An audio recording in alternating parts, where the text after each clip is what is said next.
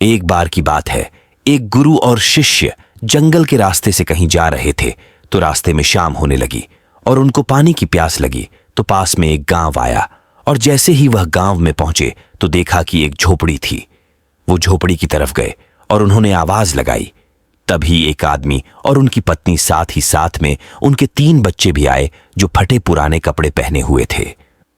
गुरु यह सब दृश्य देख रहे थे कि इतना बड़ा खेत है, इन्होंने फसल इसमें नहीं लगाई हुई है। तो गुरु ने सबसे पहले तो पानी के लिए आग्रह किया कि हमें पानी मिल सकता है, तो उन्होंने गुरु और शिष्य को पानी पिलाया। अचानक गुरु ने कहा कि अगर आप इसमें खेती नहीं करते तो फिर अपना जीवन यापन किस तरीके से चलाते हैं? तो उस आदमी ने कहा कि हमारे पास एक भैंस है और इस भैंस का दूध बेच करके पैसे कमाते हैं और इसी से हम आजीविका चलाते हैं। गुरु ने उनकी इस बात को ध्यानपूर्वक सुना और उनके बीच में कुछ देर तक बातचीत हुई, लेकिन अंधेरा हो चुका था तो उन्होंने यह निर्णय लिया कि आज की रात हम यहीं रुकेंगे। तो लगभग मध्य रात्रि के करीब गुरु ने शिष्य से कहा कि हमें इस भैंस को ले जाना होगा और इस भैंस को ले जाकर कहीं जंगल में छोड़ना होगा। तो शिष्य ने सोचा कि सोचना पड़ा तरीके का गलत काम, भला मैं कैसे कर सकता हूं?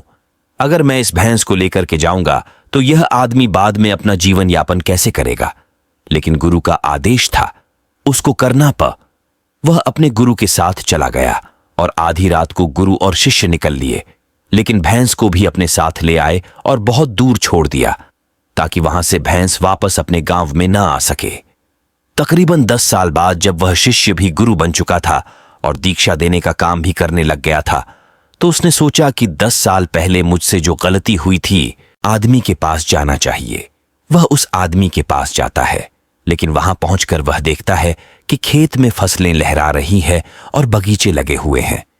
वह सोचता है कि शायद हो सकता है कि वह आदमी अपना घर बार बेचकर, अपनी जमीन बेचकर शहर में कहीं चला गया हो। लेकिन तभी अचानक वह आदमी आया और उस गुरु को नमन करता है कि मैंने आपको पहचान लिया।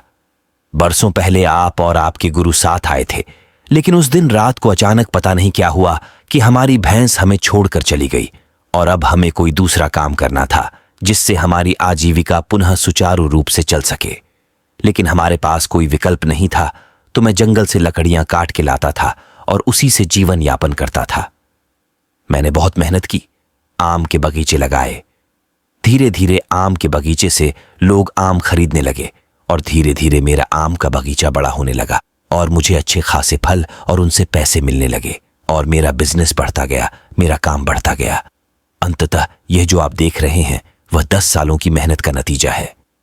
तो कहानी से हमें यह शिक्षा मिलती है कि आपके जीवन में भी कोई ऐसी भैंस है क्या जिसको आप नहीं छोड़ना चाहते हो और सिर्फ उसी से आप कमाई करना चाहते हो? जैसे कि उस आदमी को नहीं पता था कि उसके अंदर टैलेंट है, उसके अंदर इतनी क्षमता है, लेकिन गुरु ने उसका भाग्य बदल दिया। हमेशा परिवर्तन तभी होता है जब आपके पास कोई विकल्प नहीं होता है, और जब आपके पास कोई विकल्प नहीं होता है तो सिर्फ आपके पास जो रास्ता होता है आप उसी पर चलते हैं, और जब आप उसी रास्ते पर चलते हैं तो जीवन में आपको सफलता जरूर मिलती है।